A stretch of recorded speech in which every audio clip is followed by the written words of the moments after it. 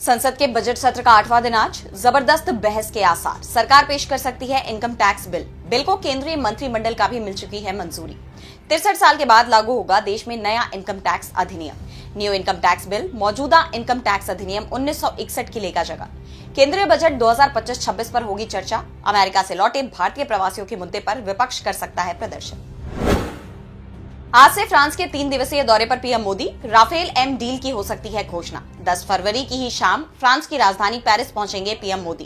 France के राष्ट्रपति Emmanuel Macron के साथ एआई एक्शन समिट की सह अध्यक्षता करेंगे भारत के प्रधानमंत्री। द्विपक्षीय वार्ता में लेंगे हिस्सा।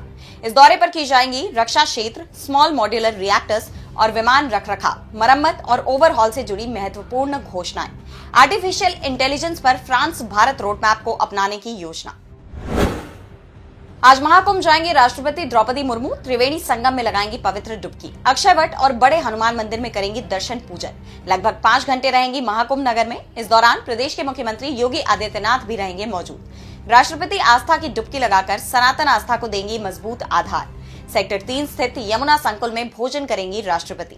इससे पहले 5 को महाकुंभ गए थे पीएम मोदी, लगाई थी आस्था की डुबकी। आज परीक्षा पे चर्चा करेंगे पीएम मोदी। आज होगा परीक्षा पे चर्चा के 8वें संस्करण का प्रसारण। पीएम मोदी के साथ कई हस्तियां रहेंगी मौजूद। इस बार परीक्षा पे चर्चा का होगा नया अंदाज। भारत मंडपम में होगा कार्यक्रम का आयोजन। कार्यक्रम का उद्देश्य परीक्षा के तनाव को कम करना, छात्रों को विभिन्न प्रतियोगिताओं में भाग लेने के लिए प्रेरित करना। बेंगलुरु में एरो इंडिया शो की आज से शुरुआत। 5वीं पीढ़ी के लड़ाकू विमानों पर रहेंगी नजरें। येलाहेंका एयरफोर्स स्टेशन पर 10 फरवरी से 14 फरवरी तक चलेगा एयर शो। अमेरिकी वायुसेना ने अपने लड़ाकू विमान F-35 को भी एयर शो में भेजा। रूस भी सुकोई Su-57 फेलोन को करेगा प्रदर्शन। भारतीय वायुसेना के पास अभी 5वीं पीढ़ी के लड़ाकू विमान नहीं है। केरल विधानसभा चुनाव की तैयारी में कांग्रेस। केरल दौरे पर कांग्रेस सांसद प्रियंका गांधी कई कार्यक्रमों में होंगी शामिल। हाल ही में जंगली जानवरों के हमले में पीड़ितों के परिवारों से मिलेंगी प्रियंका गांधी।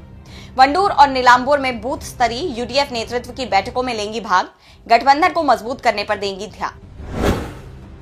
रोहिंग्या शरणार्थियों को मिले स्कूलों में एडमिशन और अस्पतालों में इलाज। याचिका पर सुप्रीम कोर्ट आज करेगा सुनवाई। कोर्ट तय करेगा रोहिंग्या शरणार्थियों को सरकारी सुविधाओं का लाभ मिलेगा या नहीं।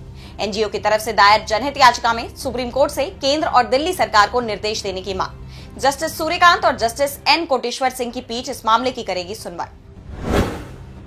रेबीज पीड़ितों को खुद की जान देने का अधिकार मिलेगा या नहीं, आज सुप्रीम कोर्ट करेगा तय। NGO all creatures great and small ने 2019 में दायर की थी जनहित याचिका।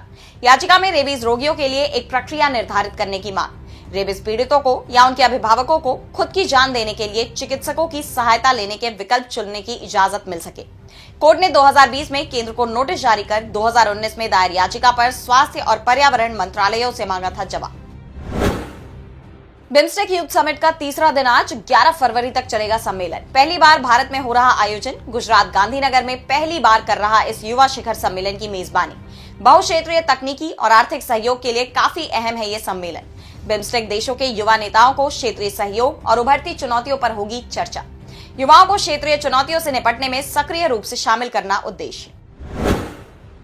आज हाथरस जाएगा समाजवादी पार्टी का प्रतिनिधिमंडल। सपा प्रमुख अखिलेश यादव ने दिया आदेश।